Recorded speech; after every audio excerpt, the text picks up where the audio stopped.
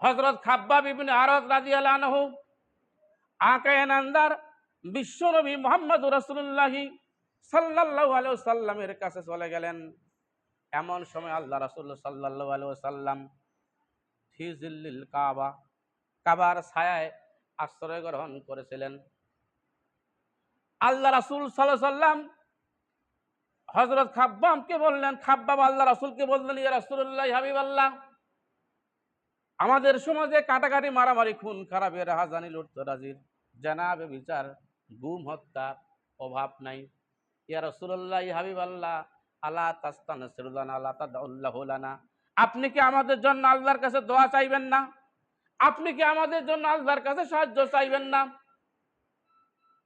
আল্লাহ রাসূল বললেন, সাহাবী খাব্বাব শুনো, তোমাদের শুধু না, তোমাদের ইতিপূর্বে যারা এই জমিনে শান্তি কায়েম করতে চাইছিল, কোরআন নামক সংবিধান যারা প্রতিষ্ঠিত করতে চাইছিল, সমাজের সকল প্রকারের অশান্তি দূর করে দিয়ে যারা শান্তি প্রতিষ্ঠিত করতে চেয়েছিল, ফায়ু ফারুল্লাহু ফিল আরদ, তাদের জন্য জমিনে গর্ত খনন করা হতো, ফায়ুজালু ফিহা, এবং তাদেরকে এই জমিনের মধ্যে পুঁতে ফেলা হতো, ফায়ুদাউ আলা রাসিহি, তাদের মাথার উপরে শমশির নিয়ে আসা হতো, তরবারি নিয়ে আসা হতো, ফায়ুদাউ আলা নিসফাইন, এরপরে তাদেরকে মাথা থেকে কোমর পর্যন্ত ছিঁড়ে নিসফাইন, বাইটেক্স বার পাইটেক্স করে দেওয়া হতো।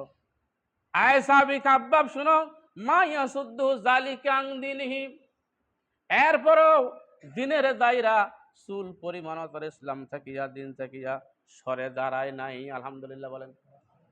এত অত্যাচার নিপীড়ন তাদের উপর করা হয়েছিল, ইসলাম থাকিয়া, দিন থেকে তারা চুল পরিমাণ দূরে সরে দাঁড়ায় নাই। শুধু তাই নাই, লোহার চিরুনি দিয়া শত্রুপক্ষরা মুসলমানদের হক প্রতিষ্ঠাকারীদের শরীরের মধ্যে আশ্রাইয়া শরীর থেকে গোশতগুলোকে তারা আলাদা করেছিল। মাইয়া সদ্য জালিকাং দিনহি, এরপরও দিনের দায়রা এরা ইসলাম থাকিয়া চুল পরিমাণ দূরে সরে যায় নাই।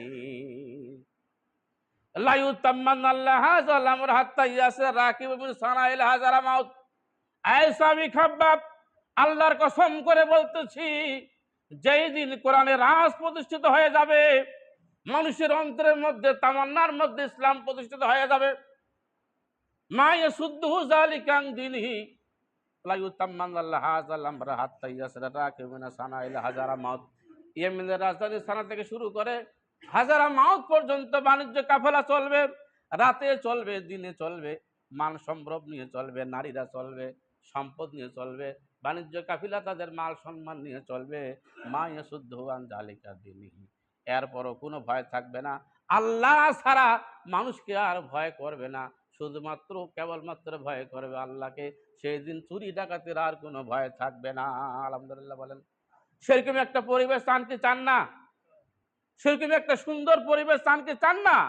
শর্ত হলো ফালিয়াবুদু রাব্বা হাযাল বাইত, কোরআন প্রতিষ্ঠিত হতে হবে, কোরআনের পক্ষে কাজ করতে হবে, আল্লাহর ইবাদত করতে হবে, জীবনের সর্বক্ষেত্রে আল্লাহর গোলামি করতে হবে।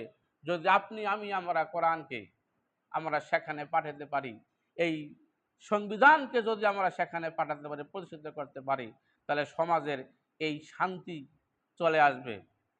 হিন্দু, মুসলমান, খ্রিস্টান, বৌদ্ধ, বাংলাদেশে যত সম্প্রদায়ের লোক আছে না কেন, সবাই হক সমানভাবে প্রতিষ্ঠিত সম্ভব হবে, ঠিক কিনা? এরকম একটা সুন্দর বাংলাদেশ আপনারা চান কি চান না? কথা বলেন। চান? তা ঘরে বসে দেখিয়ে চান? আল্লাহর আইন চাইতে হলে আল্লাহর পক্ষে কাজ করতে হবে, বুক ভরা সাহস নিয়ে মাঠে কাজ করতে হবে, ঠিক কিনা? সেই সময়ে আমরা যুদ্ধের ময়দানে আমরা তরবারি চালাইছি, যেই সময় যুদ্ধ চলেছিল। এখন তো যুদ্ধের ময়দান নাই, এখন তো কথা বলা সহজ হয়ে গেছে, ঠিক কিনা? কথা বলেন। এখন কথা বলা সহজ কিনা? এখন অনেক আলেম ওলামা ইসলামী রাজনীতি আর তারপরে আপনার ইসলামী আন্দোলনের আয়াত ছাড়া খুঁজই পায় না।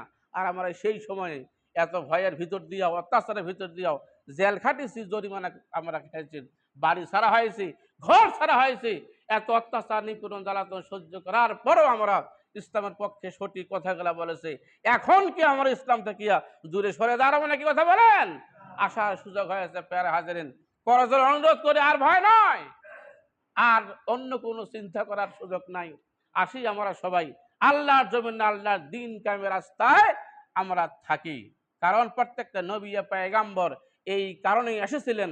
তারা আসে নাই দুনিয়াতে খাওয়া দাওয়া করে, এইভাবে পেট মোটা করে, সম্পদ তারা জোগাড় করে, সঞ্চয় করে, তা পৃথিবীর থেকে চলে যাবে, বাহাবা করে তারা নাম ফুটাবে, এই জন্য তারা আসে নাই। হুয়াল্লাযী আরসালা রাসূলাহু বিল হুদা ওয়া দীনিল হক লিইয়ুযহিরাহু আলাদ দীনি কুল্লিহি ওয়ালাউ কারিহাল মুশরিকুন ওয়া কাফা বিল্লাহি শাহীদা। আলহামদুলিল্লাহ বলেন। তিনি হলেন সেই সত্তা যিনি তার রাসূলকে সত্য সহকারে প্রেরণ করেছেন এই জমিনে, এই ধরাতে মানব রচিত সকল প্রকার আইনগুলোকে উৎখাত করে দিয়া আমি আল্লাহ রাব্বুল আলামিনের কোরআনকে প্রতিষ্ঠিত করার জন্যে। আলহামদুলিল্লাহ বলেন। আর কি নবী আসবে? কথা বলেন। খাতামান নবিয়্যিন, নবীর আসার দরজা বন্ধ হয়ে গেছে। এই দায়িত্বগুলো কার? এই দায়িত্ব কার? দিন প্রতিষ্ঠার দায়িত্ব কার? আমাদের। আমরা দিন প্রতিষ্ঠার দায়িত্ব পালন করব। তার লাভ হবে কি? আল্লাযী আত'আমাহুম মিন জুইউ ওয়া আমানাহুম মিন খাউফ। আল্লাহ পাক নিজে গ্যারান্টি দিয়েছে তোমাদের অশান্তি দূর হয়ে যাবে, তোমাদের ক্ষুধা দূর হয়ে যাবে, সমাজে কাটাকাটি, মারামারি, রাহাজানি, খুন খারাপি, লুটতরাজি, জানা, ব্যভিচার, গুম, হত্যা সব ধূলিসাৎ হয়ে যায়। ইসলাম যেদিন প্রতিষ্ঠিত হবে, সুখের সেই দিন অভাব হবে না। আলহামদুলিল্লাহ বলেন। প্যারে হাজরিন, আসি আমরা সবাই দিন প্রতিষ্ঠার আন্দোলনে আমরা কাজ করি। এই সমাজে দিন প্রতিষ্ঠার আন্দোলনে যদি আমরা কাজ করতে চাই, বিভিন্ন দিক থেকে বাধা, বিভিন্ন দিক থেকে বাধা আসবে। তখন এসেছিল, এখনো আসতেছে, ভবিষ্যতেও আসবে। এরই নাম হলো ইসলাম, ঠিক কিনা? বাধা তো আসবে। বাধা যদি না আসে তাহলে আপনি যে কাজ করলেন এর প্রমাণটা কি? তাই না?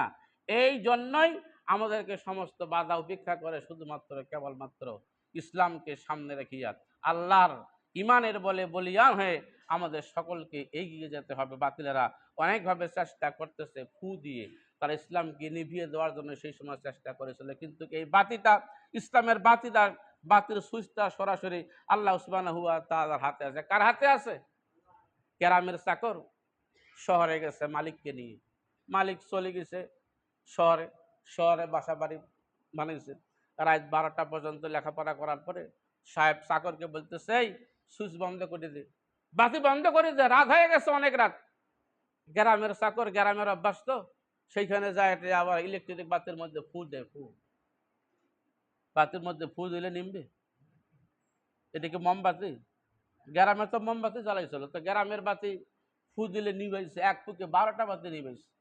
আর ইলেকট্রিক বাতি ফু দিলে তো নিবে না। মালিকের কাছে আছে, বলে জাহাপানা আলামপানা ফু দেই, বাতি তো নিবে না। মালিক বলে, শোনো, এটা গ্রাম নয়, এটা মোমবাতি নয়, এটা সুইচ দিতে হবে। সুইচ সুইচ সুইচ টিপে বাতি বন্ধ করতে হবে। সুবহানাল্লাহ বলেন। ইসলামের সুইচটা, ইসলামের বাতিটা সরাসরি আল্লাহর হাতে আছে। কার হাতে আছে? কথা বলেন। আল্লাহর হাতে আছে এই সুইচটা। বাতিল যতই চেষ্টা করুক না কেন, এই সুইচ বন্ধ করে দেওয়ার মতন ক্ষমতা কোনোদিনও তাদের হয় নাই, হবে না।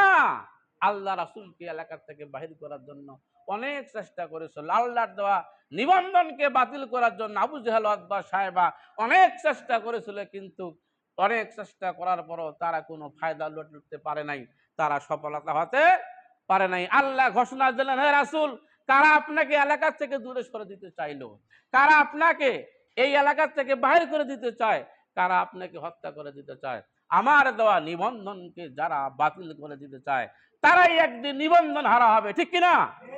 হয়েছে তো? হয় নাই? আল্লাহর ওয়াদা, আল্লাহর গ্যারান্টি কোনোদিন কম বেশ হয়? আল্লাহ কোনোদিন হার মেনেছে কারো কাছে? হার মানবে?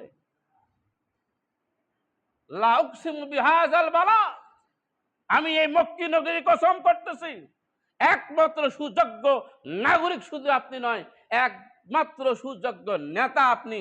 সুতরাং সবাই ধূলিসাৎ হয়ে যাবে, আপনি এখানে প্রতিষ্ঠিত হবেন, আপনি এখানকার জন্য হালাল। সুবহানাল্লাহ বলেন।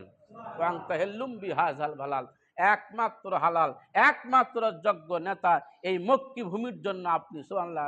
সুতরাং যারা আপনাকে আজকে বাতিল করে দিতে চায় তারা এই সমাজে এই জায়গায় বেশি দিন টিকে থাকতে পারবে না। হ্যাঁ, আসলে আপনার পেরেশানির কোনো কারণ নাই, আপনার চিন্তার কোনো কারণ নেই। আপনার নাম, আপনার এসএম আমি বুলন্দ করে দিয়েছি, ওরা পায় না লেখা দিকে আমি করে দিয়েছি, আলহামদুলিল্লাহ বলেন।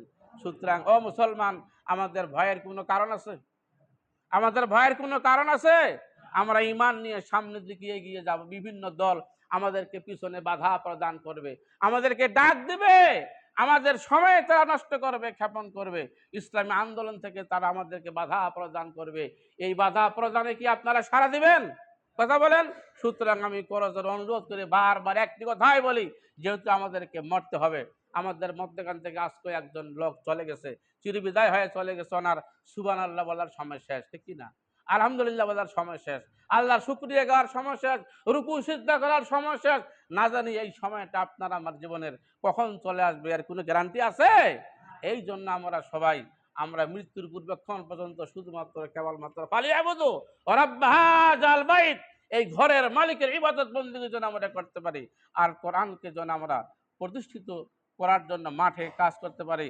আল্লাহ সুবহানাহু ওয়া তাআলা আমাদের সকলকে তৌফিক দান করুক। আমরা সকলে বলে আমিন। আসসালামু আলাইকুম ওয়া রাহমাতুল্লাহি সুবহানাহু ওয়া তাআলা ওয়া বারাকাতুহু।